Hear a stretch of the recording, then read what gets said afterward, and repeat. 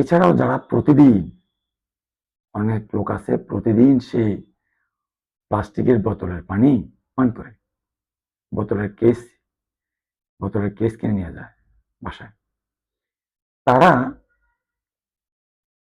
তাদের hormonal imbalance দেখা দেবে, অর্থাৎ হরমোন ইমব্যালেন্স হয়ে যাবে।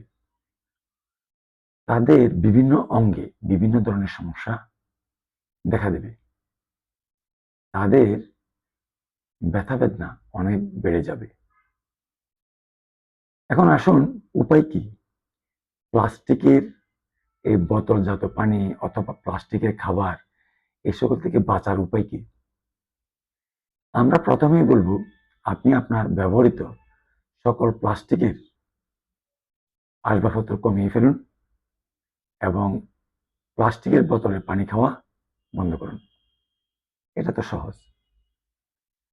আর যারা প্লাস্টিকের বোতলের পানি খেতে হয় বা প্লাস্টিকের জমানো পানি খেতে হয়, তারা এই প্লাস্টিকের বোতলের পানিকে স্টেনলেস স্টিলের পাত্র, সিলভারের পাত্র অথবা তামার বড় পাত্র অথবা কাঁচের জারে বা মগে, বোতলে সংরক্ষণ করবেন পানিটা। মানে পানিটা এগুলোর মধ্যে, এই জারের মধ্যে বা বোতলের মধ্যে ঢেলে দিবেন। এখানে এই পানিটাকে ঢেলে দিয়ে ঢাকনা দিয়ে রাখবেন মিনিমাম 5 থেকে 6 ঘন্টা।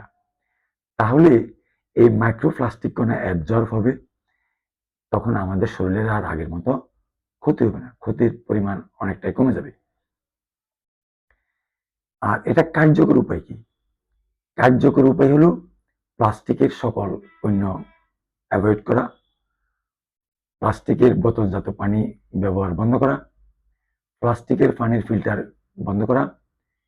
আপনি ভালো ফিল্টার, মানে স্টেনলেস স্টিলের তৈরি ফিল্টার, পানির ফিল্টার ব্যবহার করুন এবং কাচের বোতল ব্যবহার করতে অভ্যস্ত হন।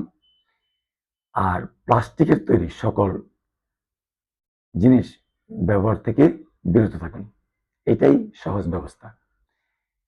প্রিয় দর্শক, প্লাস্টিকের আরেকটি পর্ব করব আমরা।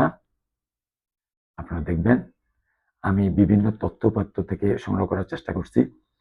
প্লাস্টিক আমাদের জন্য একটি বড় ধরনের সমস্যা এবং আমাদের শরীরের জন্য বড় ধরনের ঝুঁকি নিয়ে আসতেছে, এবং আমরা এই বড় ধরনের ঝুঁকিতে পড়ে গেছি। ইনশাল্লাহ আমরা সতর্ক হই, এখনই সতর্ক হই। আজকে এই পর্যন্তই। আসসালামু আলাইকুম।